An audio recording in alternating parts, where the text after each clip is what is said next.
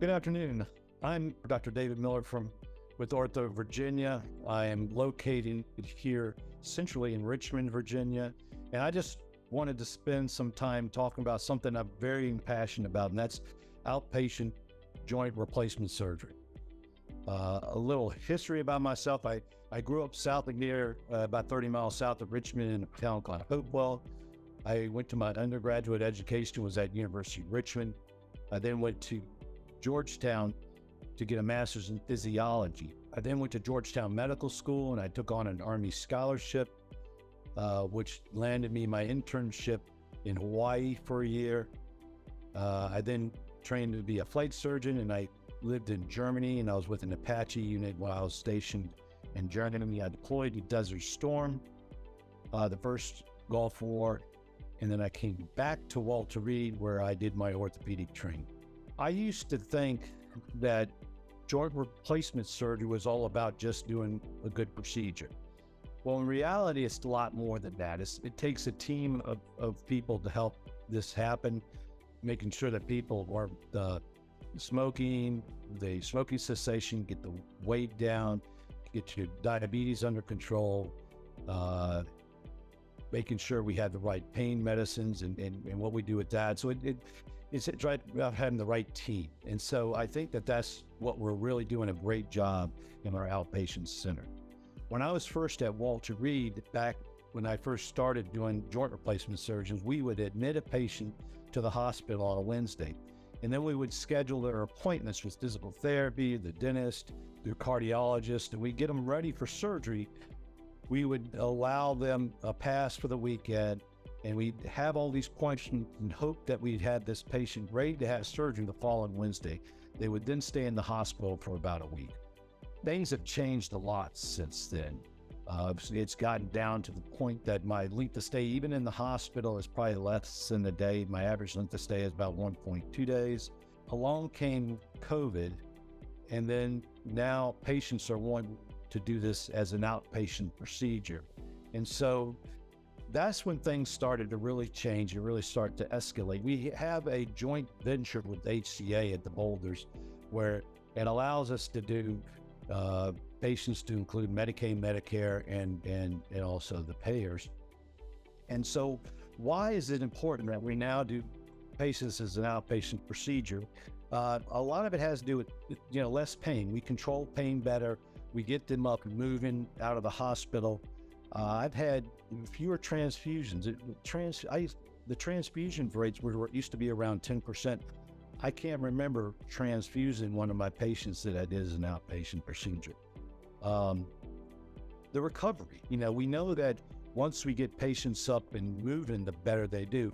We know that also that if a patient has to go to a rehab facility, the return rate to the hospital is 2.5 times higher.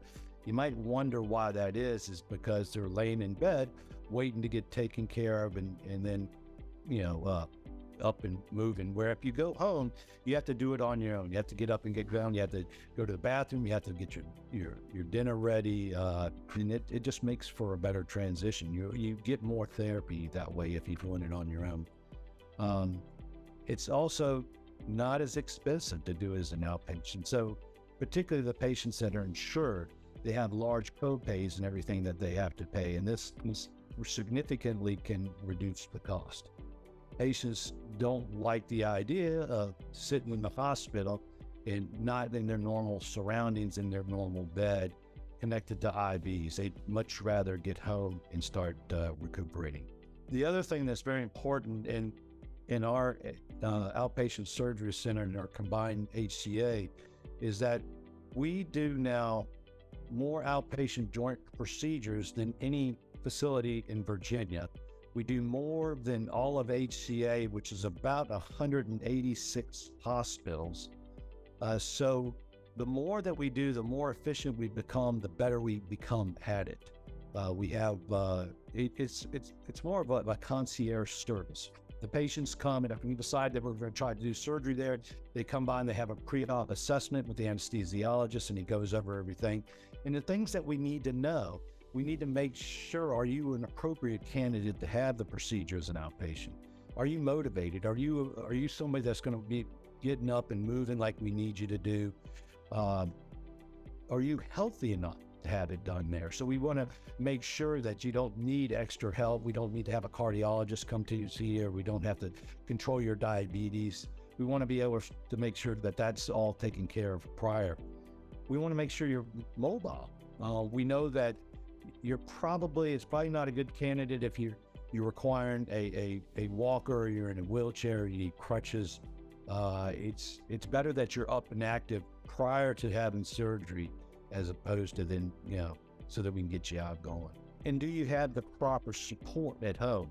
We need to make sure that there's somebody at home that can not necessarily take care of you, just to be there with you.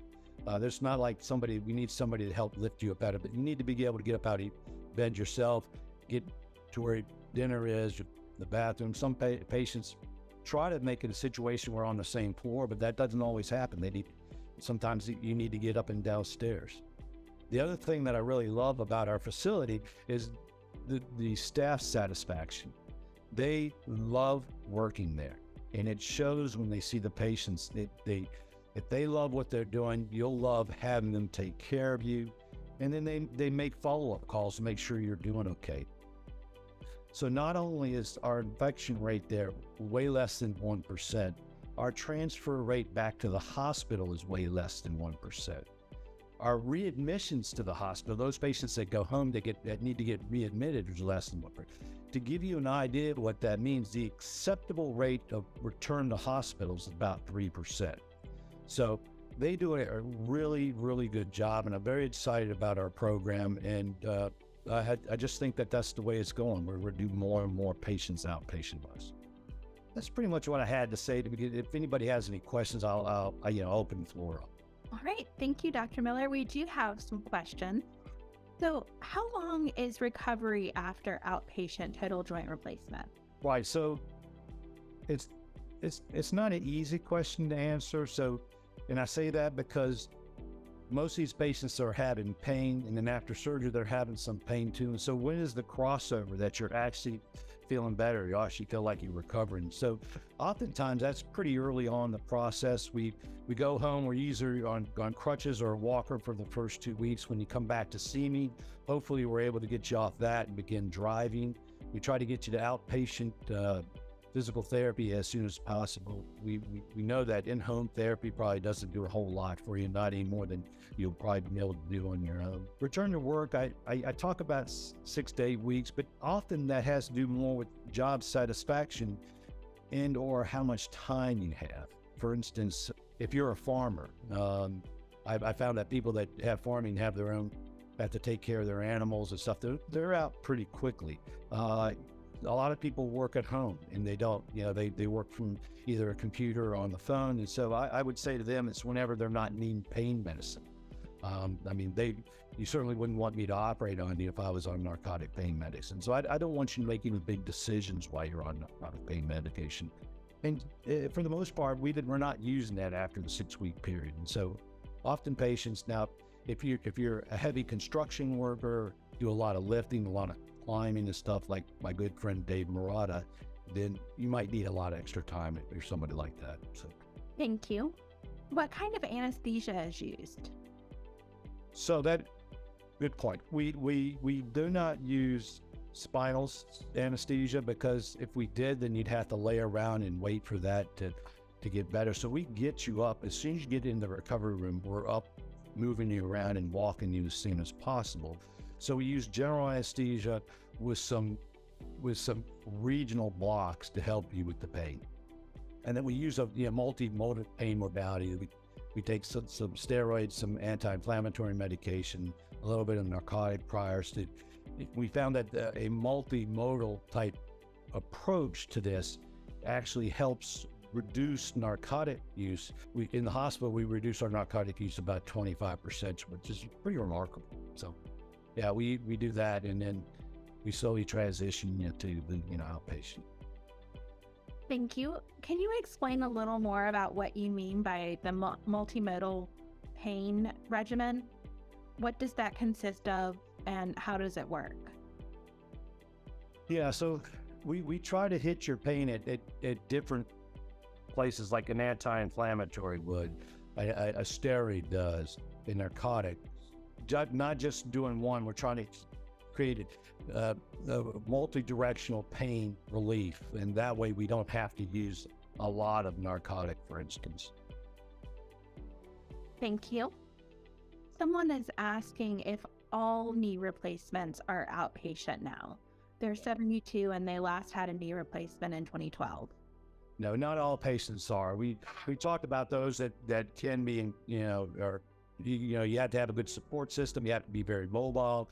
Make sure you don't have a lot of comorbidities, meaning you don't have to have a lot of inpatient care. You don't need to see a hospitalist or a cardiologist or while you're in the hospital.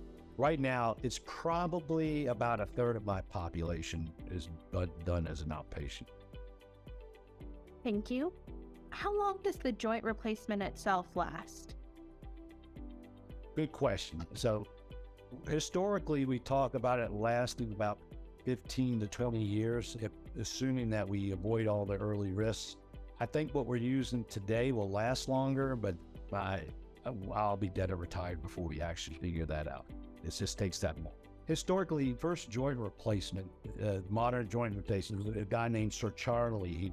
He developed a hip replacement in his garage in 1960, but it didn't become commonplace for us to do replacements like that until the 80s and 90s. So we haven't been doing it that long. Thank you. How long is the surgery itself? Is it the same amount of time as an inpatient procedure? It takes me about the same amount of time, whether I do it as an inpatient or outpatient, but usually less than an hour. Thank you. Someone says that it seems like there's not much difference in the recovery time between inpatient and outpatient joint replacement. Is that correct? They're very much the same, other than I think we're more getting up and moving around, being more aggressive as an outpatient might be the difference. But whether you have it done as an outpatient or traditionally as an inpatient, because like I said, my normal length of stay now is less than a day. And that goes back from the normal length of stay being 4 to 5 days or even longer. A lot has changed. Thank you. What is prehab and does it help? Prehab is where we send patients to get therapy and get ready. We try to optimize the patient, making sure the weight's right, making sure you're smoking cessation, even if it's a week prior to the surgery. Stopping smoking is very important in therapy, making sure that you're up mobile and as strong as you can be after surgery. Thank you. Can you talk about a Baker cyst? How does that interact with a knee replacement? Baker's cyst form when you get swelling in the knee, and then that fluid leaks out in the back of the knee and forms a cyst. It acts like a ball valve. In other words, fluid can leak out but can't leak back in. So those cysts can come and they can go. They can be very nuisance. That's a nuisance. You can put a needle in it and draw it off, or you can do surgery and remove it. It's in a hard place to do surgery. Not that it's hard to get to, but it's where all the arteries and nerves and veins live, and it's somewhat risky. And the recurrence rate is about 50%. So after having a joint replacement surgery, if we can decrease the amount of swelling in the knee, oftentimes they will resolve. Another way for Baker cysts to resolve is they get big enough and they rupture. When that happens, the leg swells up to quite large, and it takes months for it to settle down. But sometimes when they rupture, they go away that way as well. I can't guarantee that a knee replacement surgery will get rid of the Baker cyst, but it often will. Thank you. After a hip replacement, how soon do physical therapy visits begin? And how many times per week are they? How long do they continue? Good question. So we don't do, we try not to do in-home therapy because really it's found that hasn't been extremely helpful. There's a lot of us that won't even do much therapy after a hip replacement. Certainly knees need more therapy than do hips. If we do within the week of the surgery, then it's good to get you as an outpatient And twice a week, is what usually it entails, but it's not as necessary for hips as it is for knees. Thank you. Is there any special equipment you need to have to recover at home? Yeah, we make sure that you have all the equipment you need. Either sometimes we use a grasper so you can get to things, walker or crutches, an elevated toilet seat to help you easier for you to get off. Yeah, so whatever it need, we make sure that you have that before you go home. Thank you. Can you have two joints replaced outpatient at the same time? I recommend highly against doing that. It's number one, it's riskier and it makes it harder for us to get you up and move you that way.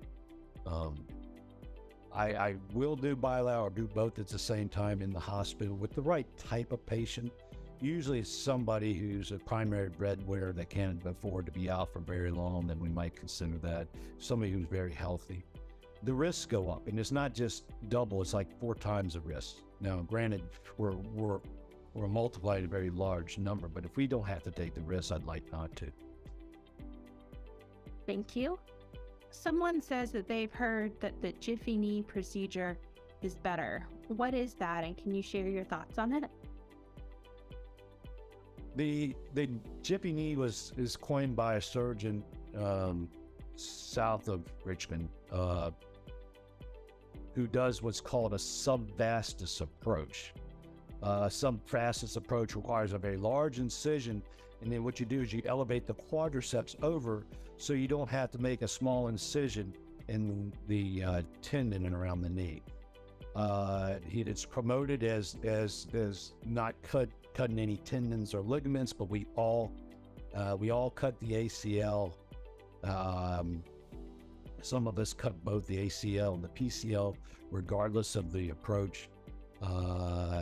It hasn't, the subvastus approach hasn't proven to be any advantageous over any other approach to the knee. If it did, then I would do the subvastus approach as well. It's a lot about advertising. Thank you.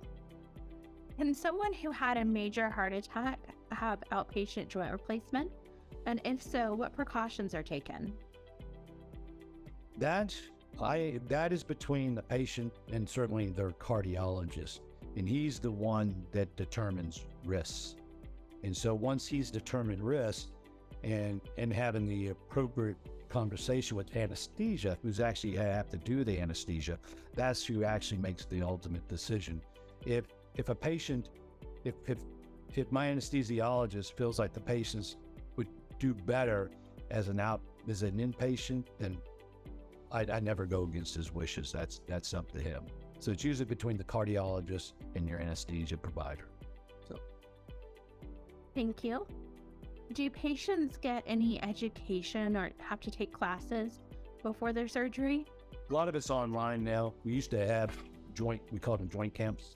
A lot of that's changed since COVID, so you don't have to necessarily come into the hospital.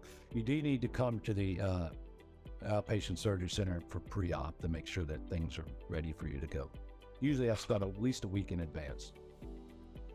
Thank you. Someone asks if it's realistic to expect to get up and down stairs by themselves 10 days after their knee replacement. If you're having surgery in the hospital, you get up and down stairs the next day. If you leave here as an outpatient, we want to make sure that you're able to get up and down stairs, yes. Thank you. Someone is asking, is there any harm in waiting as long as possible? Or how do you decide when it's time to get surgery? Another good question. When do we do surgery? Surgery is done when we failed all conservative treatment, be it therapy, be it anti-inflammatory, Tylenol, injections. We could talk about cortisone versus hyaluronic acid.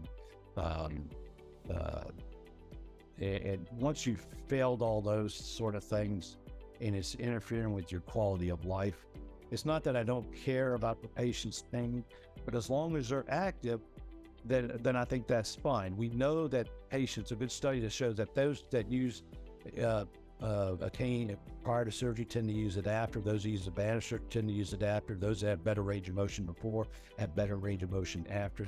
The better health you're in, the better you're going to do. So we want to make sure if you're not optimized, we want to make it optimized.